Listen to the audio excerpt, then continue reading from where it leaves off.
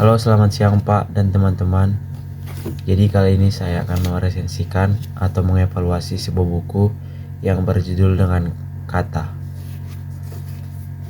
Ini dia bukunya. Jadi mari kita resensikan. Oke, jadi langkah pertama yang akan kita resensikan adalah identitas buku. Judul buku itu Kata, penulisnya Ritik Seduh, penerbit Gagas Media, tahun terbit 2018, kategori buku fiksi, jumlah halaman 396 halaman. Oke, lanjut ke orientasi. Novel Kata ini merupakan karya dari novel yang mengangkat tema percintaan. Besarnya menyuguhkan kisah cinta yang letupan emosi. Berlanjut ke sinopsisnya, Binta merupakan mahasiswa yang tertutup. Ia hanya mempunyai satu teman, namanya Cahyo.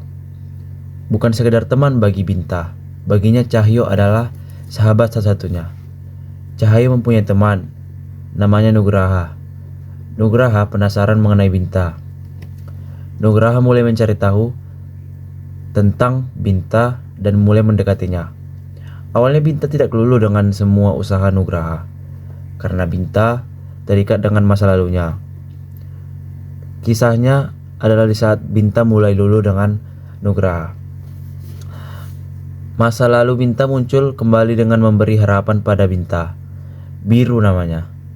Namun Biru menyadari bahwa perasaan Binta sudah tidak sama seperti dulu. Melihat adanya kesempatan itu, Nugraha mencoba mendekati Binta. Binta menyadari perasaannya terhadap Nugraha dan kemudian Nugraha mendekati Binta. Oke, berlanjut ke analisis. Yang pertama itu adalah temanya itu percintaan. Kemudian ada tokoh dan penokohan. Cahyo sebagai teman Binta yang baik hati. Binta sebagai tokoh utama, orang yang tertutup dan suka menyendiri. Nugraha merupakan seorang yang tidak pantang menyerah. Kemudian ada Biru merupakan tokoh yang menyebalkan dan suka memberi harapan. Bu Suti sebagai pembantu Binta yang baik hati. Rija, teman Nugraha yang membantu hubungannya dengan Binta nantinya. Dan ada Sinta, mantan kekasih Nugraha yang nyebelin. Oke, berlanjut ke alur. Novel ini menggunakan alur maju karena cerita dari awal hingga akhir diceritakan secara beruntun dan teratur. Dan berlanjut ke latar waktu. Latar waktu yang digunakan yaitu pagi, siang, sore, dan malam. Dan latar tempatnya itu ada di kantin, kuliahan, rumah Binta, bandara, kafe, dan seterusnya. Sudut pandangnya itu, novel ini menggunakan sudut pandang orang ketiga serba tahu. Dan ada gaya bahasa. Gaya bahasa yang digunakan menggunakan gaya bahasa yang mudah dipahami.